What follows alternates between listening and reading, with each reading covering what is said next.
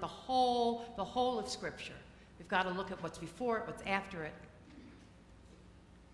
Well, as I've gotten older, I've begun to think that maybe, just maybe, I'm making it a little too complicated. That maybe it really is that easy.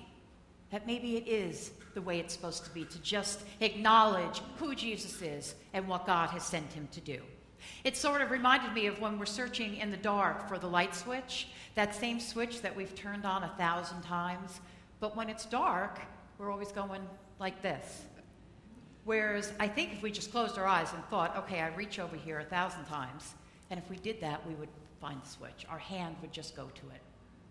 But maybe, I'm just making it too complicated.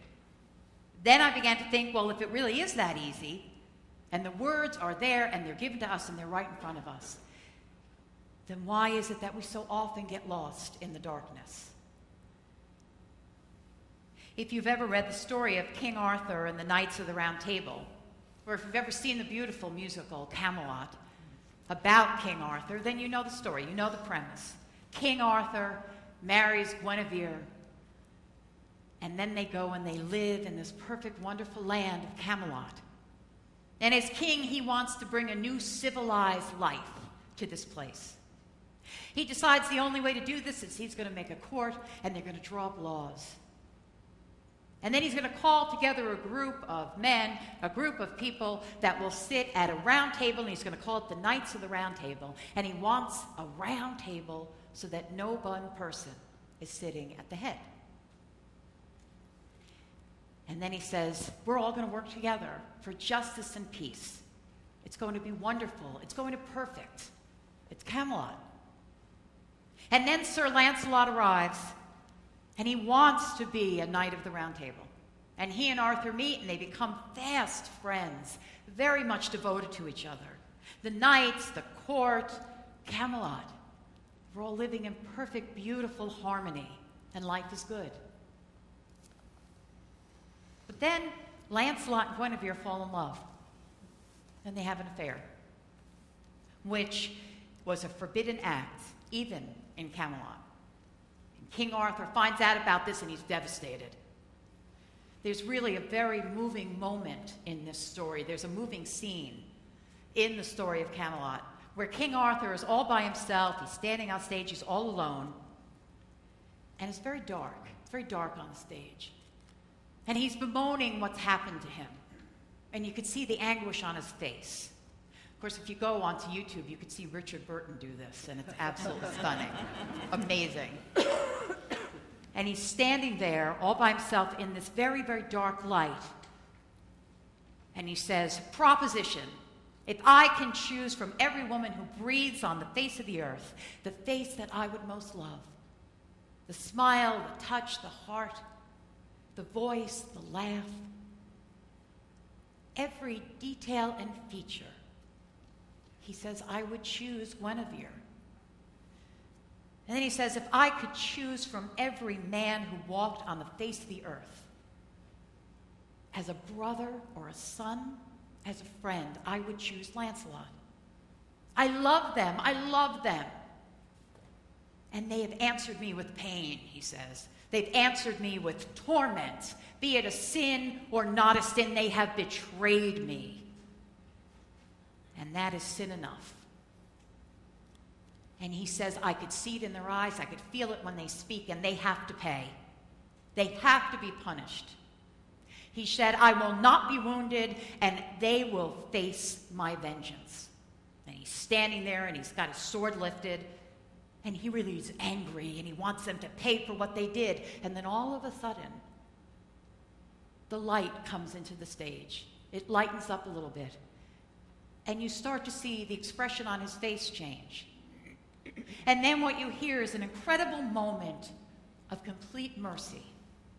And then he says, proposition, I am a king, and I am a civilized king. He says, could it possibly be civilized to destroy that which I love? Could it possibly be civilized to love myself more than them? What about their pain? What about their torment? Did they ask for this calamity? Can passion be selected? Is there any doubt of their devotion to me? And then his anguished face turns upward in hope, and he says, by God, I shall be a king. This is the time of King Arthur, he says, and we're going to reach for the stars. This is the time when violence is not strength, when compassion is not weakness. We are civilized, so be it resolved that we shall live through this together. And may God have mercy on all our souls. It's a stunning, stunning speech. And I find it so inspiring.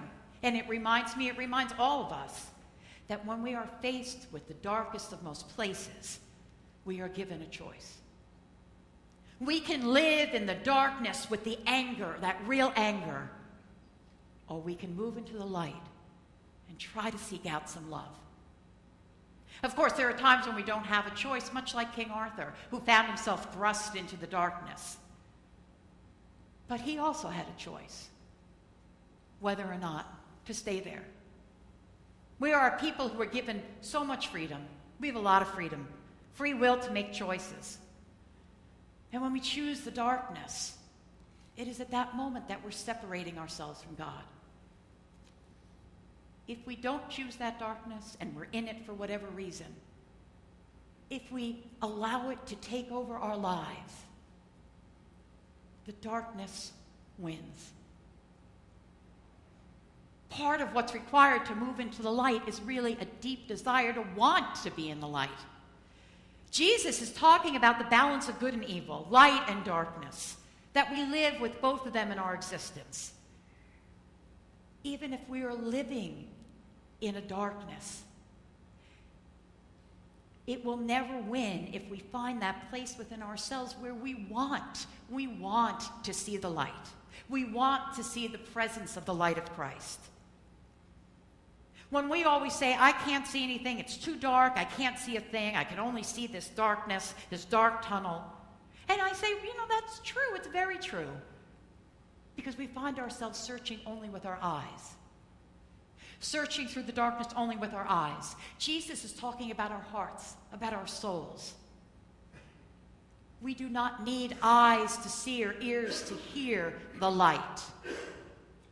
We need a heart open within us to acknowledge that there is light, that there is a light, that it exists, no matter how dark it gets. We talk so much about the darkness overcoming the light. We live in the darkness a lot, and we talk a lot about it. But we never spend as much time talking about the lightness that truly can overcome that dark. We only have about 2 weeks of Lent left. So where are we in all of this? There is still time. There's still time in this Lent. There's always time. There's still time in Lent to look within ourselves for maybe a little bit of a desire to seek out the light in the darkest of places. Darkness and evil are in our lives. There's no easy way around that. I wish there was. It would be wonderful if we could say, well, evil is over here in this little spot, so I'm just never going to go over there. But we can't. We can't do that. Darkness, evil, they are here. We live together in a world where there's both darkness and light, evil and good. When King Arthur realizes that the two people closest to him that he loves more than anything have betrayed him, what's really happening is that he has to acknowledge the fact that in this most beautiful of places that he has created, in the perfect world of Camelot,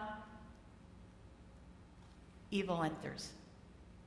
Much like the serpent in the garden, that in the beautiful of most places, Camelot, evil can exist, and it does. But he realizes that at that moment that he too has a choice, that he must learn to live with it and then figure out, how am I going to respond to this? And he does this by refusing to live only in the darkness. He knows that he can no longer make Camelot a perfect place, but his actions can move him into a place of light. He responded with love and compassion and with a slight little smidge of understanding, just as God asks of us. So what do we do to make the same choice? What do we do in our lives to make a similar choice? Well, the first thing is we don't make it so complicated. That the next time we see that sign that says John 3:16, we think, okay, that is about faith. That is a statement of faith. And it's not as hard as I think it is. And we can think about King Arthur, but we can really begin to think about the cross. We could think about the cross and that in the end, forgiveness, love, redemption will always win out. And then we could say this. Proposition. Jesus has come to bring light into the dark. And now be it resolved that those of us who believe in this will always, always find our way out of the darkness into the light of Christ.